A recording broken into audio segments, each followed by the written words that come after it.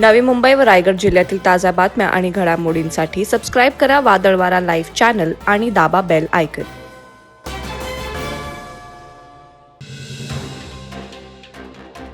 विश्व हिंदू परिषद बजरंग दल रसायनी प्रखंड यांच्या वतीनं अयोध्यावरून आलेल्या पवित्र अक्षता कलश यात्रेचं रसायनीसह मोहोपाडा येथे भक्तिमय वातावरणात आगमन झालं असून दांडफाटा मोहोपाडा ते वावेघरमध्ये जय श्रीराम नामाच्या घोषणा देत पवित्र मंत्रोच्चारांनी आणि डीजेच्या वाद्यावर अक्षता कलशाचं स्वागत करण्यात आलं।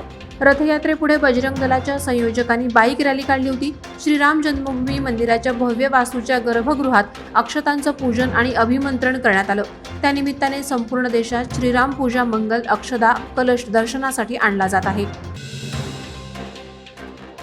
JNPA बंदर परिसरात सध्या वाहन चालकांमध्ये गैरसमज निर्माण करण्यासाठी खोट्या अफवा पसरवल्या जात आहेत।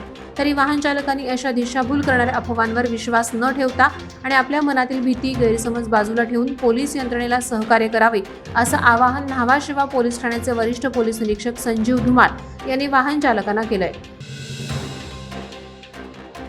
भाजप युवा मोर्चातर्फे विधानसभा मतदारसंघातील जिल्हा परिषद निहाय नमो चषक क्रीडा आणि सांस्कृतिक महोत्सवाचं आयोजन करण्यात आलंय। हा महोत्सव 12 ते 25 जानेवारी या कालावधीत होणार असल्याची माहिती भाजपचे महासचिव विक्रांत पाटील यांनी दिली आहे। भाजप युवा मोर्चा महाराष्ट्र प्रदेशकडून या महोत्सवाचं आयोजन करण्यात आलंय। प्रत्येक विधानसभा मतदारसंघात हा महोत्सव होणार आहे। पनवेल विधानसभा मतदारसंघामध्ये 10 जानेवारीपर्यंत या स्पर्धेमध्ये भाग घेऊ इच्छिणाऱ्या स्पर्धकांनी नाव नोंदणी करायची। नोंदणी namochashak.in या वेबसाईटवर उपलब्ध असल्याचंही त्यांनी यावेळी सांगितलं। बेकायदा अग्निशस्त्र आणि जिवंत कारतुसे जवळ बाळगल्याप्रकरणी पनवेल तालुका पोलिसांनी एका तरुणाविरोधात गुन्हा दाखल करून त्याची रवानगी तळोजा जेलमध्ये केली आहे। आरोपी रजनीश राज सिंग राहणार इंडिया बुल्स कोन याच्याकडे सिल्वर रंगाचे 50,000 रुपये किमतीचे पिस्टल तसंच 4 जिवंत पितळी कारतुसे असा विनापरवाना ऐवज सापडला। पनवेल तालुका पोलीस पथकानं या रजनीश राज सिंगची सखोल चौकशी करून अग्निशस्त्र कोणासाठी आणि कुठून आणले होते या संदर्भात माहिती घेतली आणि आरोपीची रवानगी सध्या तळोजा जेलमध्ये करण्यात आली।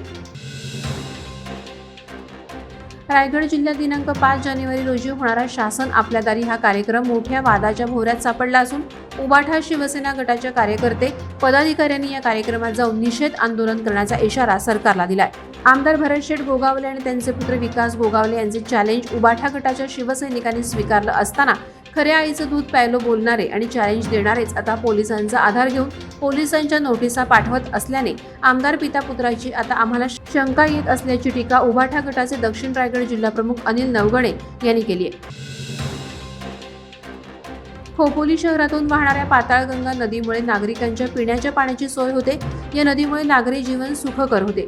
मातृतुल्य असणाऱ्या या नदीची योग्य काळजी जनतेने घ्यायला हवी। म्हणूनच पाताळगंगा नदीचे ऋण मानून निसर्गाच्या वरदानाचे जतन करण्याबाबत जागरूकता निर्माण करण्याचा प्रयत्न सहज सेवा फाउंडेशनच्या माध्यमातून होतो।